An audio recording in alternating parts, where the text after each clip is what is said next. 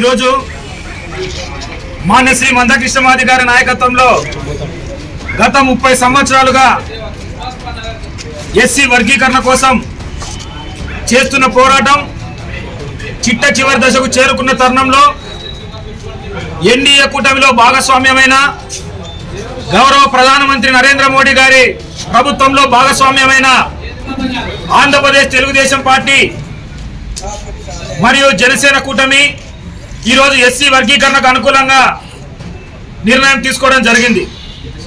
ఆ నిర్ణయంలో భాగంగా ఎస్సీ వర్గీకరణ చేపట్టాల్సిన అంశంపైన ఒక ఏకసభ్య కమిషన్ కూడా ఆంధ్రప్రదేశ్లో మాదిగలు మరియు ఎస్సీలలోని అన్ని కులాల స్థితిగతులను తెలుసుకోవడానికి ఒక పర్యటన కూడా ఇవ్వడం జరిగింది. ఆ పర్యటన ఒక వారం రోజుల లోపలనే లేదా జనవరి మొదటి వారంలో మన రాయలసీమ జిల్లాలలో ఉమ్మడి కర్నూలు జిల్లా కూడా రావడం జరుగుతుంది. దానిని ఎస్సీలలోని వర్గీకరణ కోరుకునే అన్ని ప్రజా రాజకీయ కుల మరియు అన్ని సంఘాలు విజయవంతం చేయాలని మాన్య శ్రీ మందకృష్ణమాది గారి తరఫున మేము కోరుకుంటున్నాం. అలాగే మనకు ఎస్సీలలోనే కాకుండా అన్ని కులాలలో ఉన్న వర్గీకరణ సమర్థించే నాయకులందరూ ఈ కమిషన్ కు మీ వాదన వినిపించాలని చెప్పేసి మేము మందకృష్ణమాది గారి తరఫున మనవి చేస్తున్నాం. మరి ముఖ్యంగా ఇందులో దళితుల సమగ్ర సర్వే రూపంలో ఈరోజు గతంలో వైసీపీ పార్టీ ఒక సర్వేను కూడా చేయడం జరిగింది. ఆ చేపట్టిన సర్వేలో అన్ని తప్పుల తడకగా ఈరోజు ఆ సర్వే ఉంది. ఆ సర్వేని ఇప్పుడు అన్ని సచివాలయాల్లో నిన్నటి నుంచి 30వ తేదీ వరకు ఈ సర్వే జరిగిన అన్ని అభ్యంతరాలన్నీ తీసుకోవడానికి విఆర్ఓ గారి సచివాలయంలో కూడా ఒక ప్రత్యేకమైన అంశాలను కూడా ఇక్కడ పొందుపరచడం జరిగింది.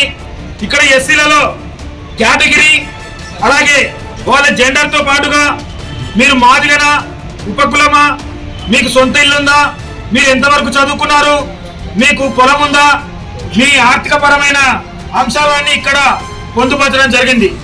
గతంలో చేసిన వైసీపీ తప్పులన్నీ ఈరోజు తప్పులని మాదిగైతే మాలని, లేదైతే మాదిగ ఉపకులం అయితే క్రిస్టియన్ అని, పొలం లేకుండా ఉందని, అలాగే చదువుకున్న వాళ్ళను కూడా చదువులేరని చెప్పేసి ఒక తప్పుడు సర్వేలో ఇది నందవరం గ్రామం, కర్నూలు జిల్లా నందవరం గ్రామం ముగతి వన్ సచివాలయానికి సంబంధించిన రిపోర్టు. దీంట్లో దాదాపు 30 కుటుంబాలలో క్రిస్టియన్ అని తప్పుగా పడింది.